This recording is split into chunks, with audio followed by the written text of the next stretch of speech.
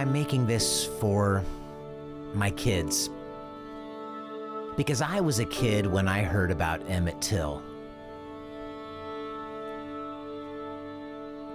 The story of Emmett Till is heartbreaking, but it's necessary. And so, to my children, Lincoln and Keelia, I share with you a burden that I hope you will share with others, about a tragedy that shaped a nation, but also hopefully shapes you, because I believe that we learn so much about who we are as a country when we understand what happened to Emmett Till. His story teaches us that intolerance in any form must be our enemy. I hope you'll tell this story and help others to know what happened.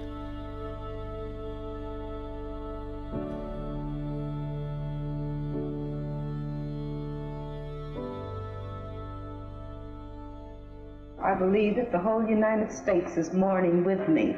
And if the death of my son can mean something to the other unfortunate people all over the world, then for him to have died a hero would mean more to me than for him just to have died. Emmett Till, 14, was kidnapped and killed allegedly for wolf whistling at the wife of accused Roy Bryant. I don't know how young I was when I first heard about Emmett Till, but when I saw the photos of what his face looked like in Jet magazine, it was hard to believe that it was the same person we'd seen in that photo of him wearing the hat. I imagine I was like most others, where something happens inside when you see the photo and his mother standing over his body. And that's what America saw in Jet magazine, that human beings could do this to a child, a 14-year-old, because he allegedly whistled at a white woman. Many cite those photos in Jet magazine as a turning point. I remember Congressman Bobby Rush saying that when he was 8 years old, his mother put the photo of Emmett Till's brutalized body on the living room table, and he said it changed his consciousness as a black man in America. And it changed the course of his life, and of course many felt that way. His funeral was attended by over 50,000 people, his mother famously insisting on an open casket funeral.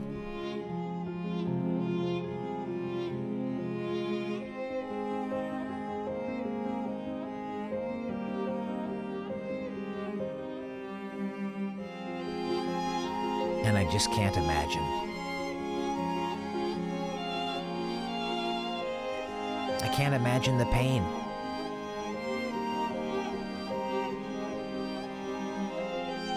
When America realized what racism could do to a child,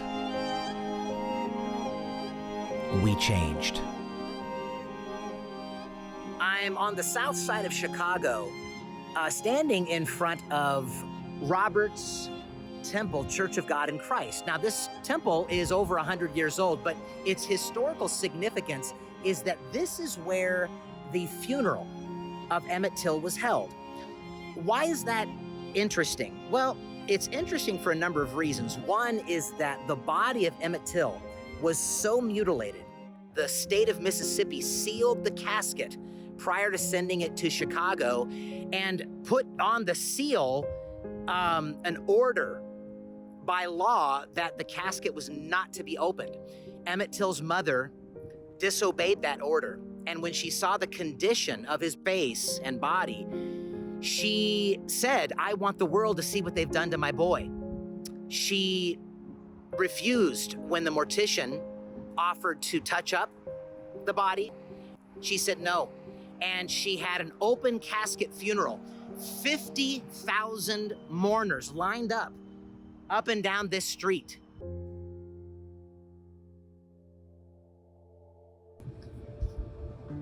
So this is Emmett Till's street, South Lawrence, where he spent several years of his life and where he lived when he went to Mississippi, to Money, Mississippi.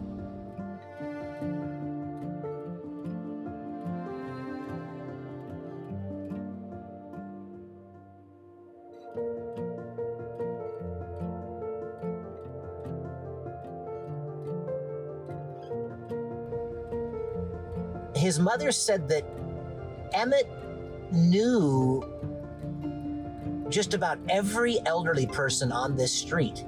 He would do jobs for them. He would paint and run errands for them. I can only imagine the crushing blow when the news of his murder hit the community.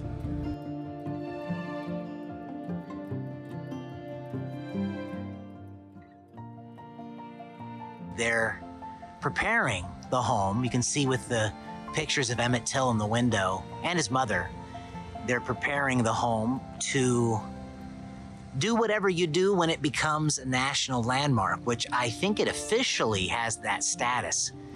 Emmett and his mother lived upstairs. Around the time of his death.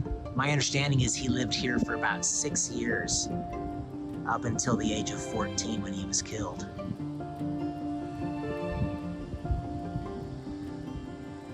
But it's interesting, I don't know if there was any big structure next to them in the 50s, but it's very interesting that all of this is open space. And it's interesting to see that upper floor where Emmett and his mother lived for those years.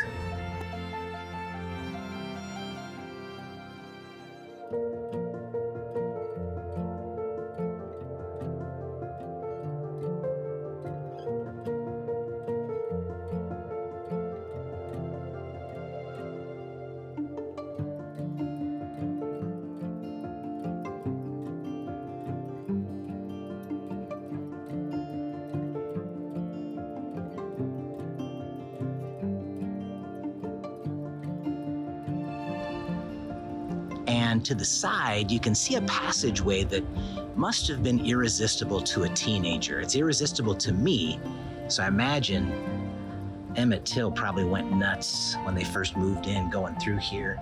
Maybe his mother gave him some warnings, but look at how close. There's 2 or 3 feet distance between the buildings, and then they're attached up here.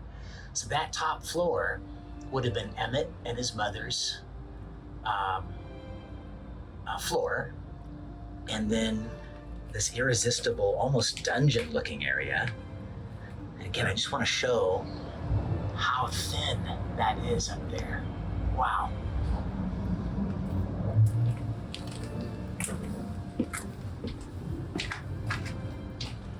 Now, it's very cool in here. It's about 90 degrees outside, but in here it's very, very cool. Kind of creepy. And then it goes straight to their backyard. I'm gonna turn around and show you. There's the back entrance to their floor, but look again at how that looks in between the 2 buildings.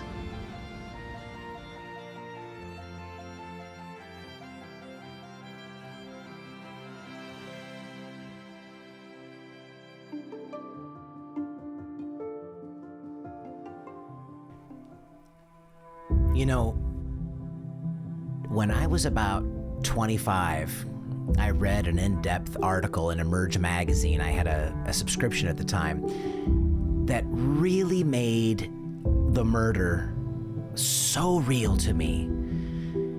And at that age, I really couldn't get it out of my head. It just frustrated me so much that the murderers at the time were still alive, never spent a single day in jail, and were even paid $4,000 for a story where they admitted to killing Emmett Till. And I just couldn't believe that Mrs. Till Mobley had to live with that.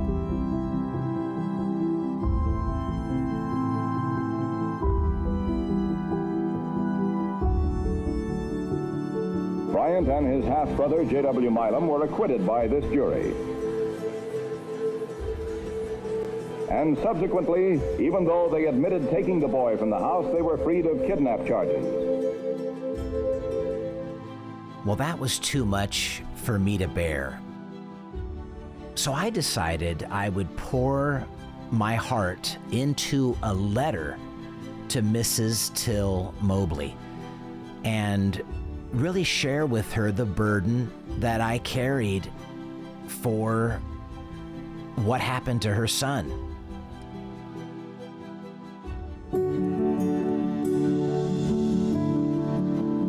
And just a couple of months later, I get a letter.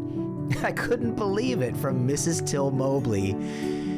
I paused to even open it because I couldn't believe what I held in my hands. And in the letter, she thanked me for remembering Emmett and for sharing the burden that I had, that I struggled with so much. And for her to write those words in a letter to me, it just really helped me to let go of so much of the pain.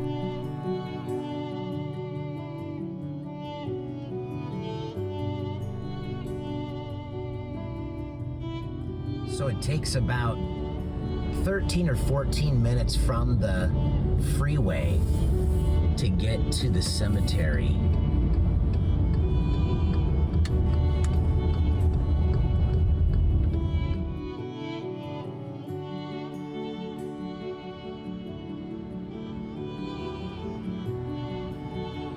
The cemetery is called Oak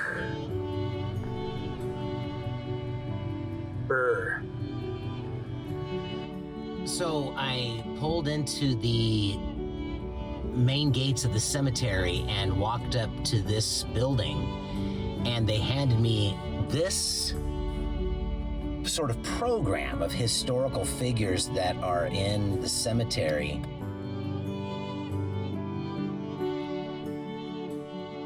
It shows Emmett Till. And under Emmett Till, it shows his mother, but without the grave marker. But the woman inside showed me that exactly where to go.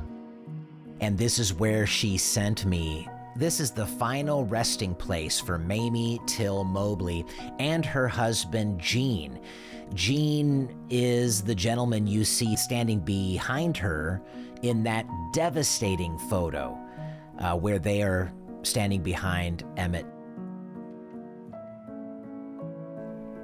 When we consider what Mrs. Till Mobley's actions, her unorthodox decision to insist upon an open casket funeral, in my mind, it's really hard to overstate her impact on the nation. The marker states that her pain united a nation, but really, I think it's her pain that matured a nation. I think it's hard to see a mutilated child and not grow up real quick. Emmett Till's grave is just a little bit further. sadly apart from his mother's. It's not terribly easy to find out where to go. He's in lot 200 here in the Maplewood section. But I will find it. The man mowing the lawn said you can't miss it. Now, would you miss it? It's not this one here or this one here. It's up here. And it's just unbelievable that a human being of such historical importance is virtually unfindable in this cemetery. Across the street from Emmett Till's final resting place is a residential community, and I can't help thinking, like, what is it like to raise your kids, not just so close to a cemetery, but so close to where the body of Emmett Till is resting.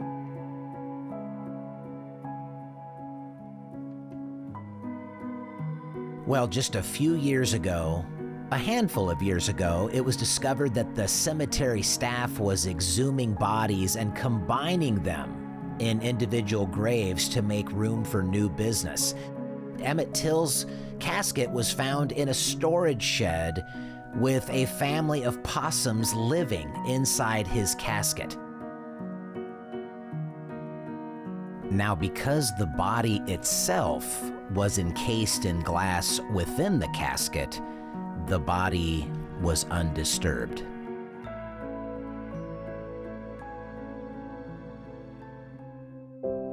Those photos will never stop impacting us. And they, of course, made a huge impact in the 1950s. 100 days after his murder, Rosa Parks said she was thinking about Emmett Till when she refused to give up her seat. Mrs. Till Mobley, the impact that she has made, that we still feel all these years later, and it makes us wonder about the value we put on Black life even in the 21st century.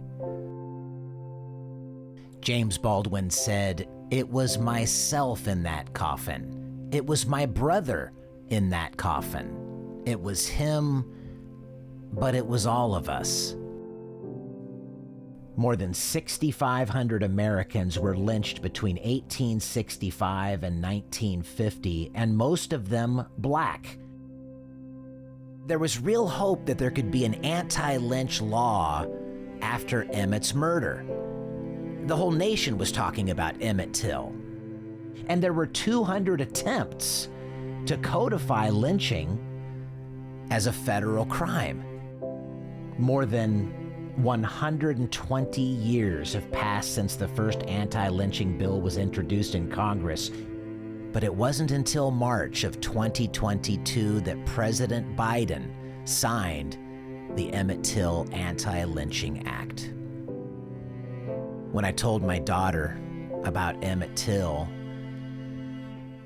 she saw the tears in my eyes and she said, "Papi, when you die, I will continue telling the story of Emmett Till." There aren't words to express what that means to me.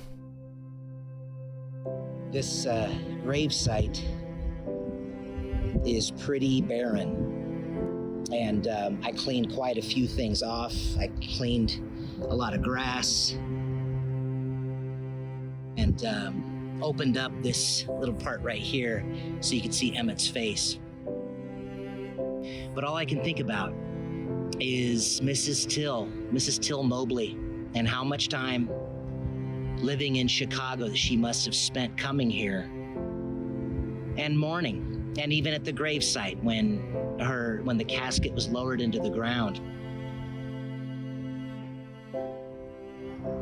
I've carried this burden my entire life. And to finally be here, I'm grateful, but I hope that anyone seeing this, my kids in particular, that they will come and pay their respects. May Emmett Till rest in peace. In that letter to Mrs. Till Mobley, I committed to telling the story, and I intend to keep that commitment.